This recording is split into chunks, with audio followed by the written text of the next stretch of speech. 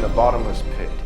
In the end times, just like Pharaoh, when he chased after those who went out into the wilderness, the beast will chase after those who exodus out into the wilderness to Petra, and the ground will open up and swallow the beast in his armies. The beast will go down into the pit. First, it's prophesied, the trumpet, by the prophet, and then it's confirmed by the angel. In the book of Revelation chapter 9, it explains this. Revelation chapter 9 verse 1, it says, "And the fifth angel sounded, and I saw a star fall from heaven unto the earth, and to him was given the key of the bottomless pit. And he opened up the bottomless pit, and there arose a smoke out of the pit, as the smoke of a great furnace, and the sun and the air were darkened by reason of the smoke of the pit." Just like the days of Egypt with Moses and Aaron, we will call forth the angel of death, the destroying angel, to come out of the bottomless pit. His name is Abaddon, or Apollyon, the destroyer. And the earth will open up, and it will swallow the beast and his armies into that bottomless pit. That's seen in the book of Revelation chapter 12, verse 16. "And the earth helped the woman, and the earth opened her mouth, and swallowed up the flood which the dragon cast out of his mouth." The flood water coming out of the dragon's mouth is the armies coming out of the beasts who are chasing after those who exodus into the wilderness. Just like in the times of Pharaoh, when Pharaoh sent his armies after those who exodus out into the wilderness as well. Pharaoh was resisting two prophets, and so is the beast. The beast is resisting two prophets, and the ground is opened up, just like the days of Korah. In the book of Numbers, it talks about this. The book of Numbers, chapter 16, verse 28, it says, "And Moses said, Hereby ye know that the Lord hath sent me to do these works, for I have not done them of my own mind.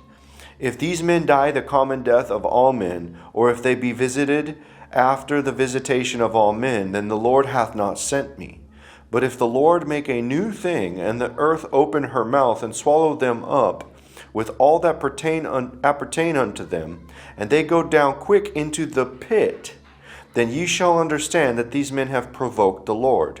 And it came to pass, as he had made the end of the speaking of all these words, that the ground clave asunder that was under them, and the earth opened her mouth, and swallowed them up, and their houses, and all the men that appertained unto Korah, and all their goods. They and all that appertained to them went down alive into the pit, and the earth closed up them, and they perished from among the congregation." And again in the book of Numbers chapter 26, it talks about this. In verse 8 it says, "And the sons of Palu, Eliab, and the sons of Eliab, Nemiel, and Dathan, and Abiram. This is that Dathan and Abiram, which were famous in the congregation, who strove against Moses and against Aaron in the company of Korah, when they strove against the Lord.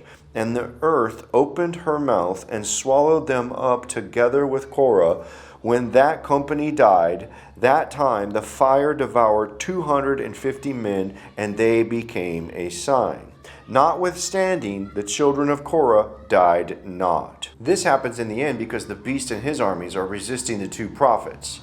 In the book of Revelation chapter 17, verse 8, it says, "And the beast that thou sawest was and is not, and shall ascend out of the bottomless pit, and go into perdition. And they that dwell on the earth shall wonder, whose names were not written in the book of life from the foundation of the world, when they behold the beast that was, and is not, and yet is."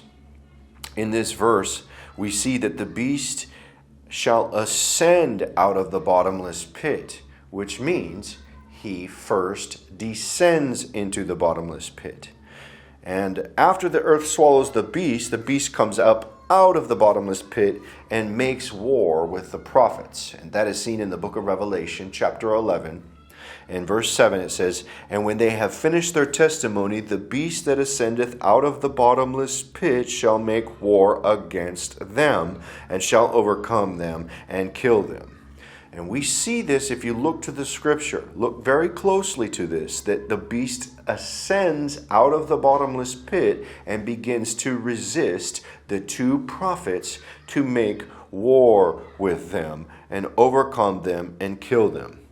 This shows that the beast going into the pit is a direct correlation to the two prophets.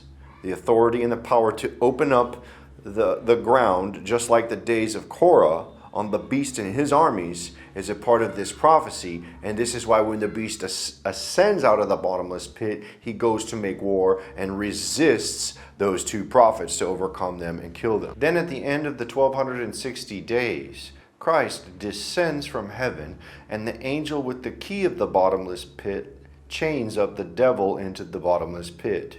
In the book of Revelation chapter 20, verse 1 through 3, it explains this. And I saw an angel come down from heaven, having the key of the bottomless pit and a great chain in his hand.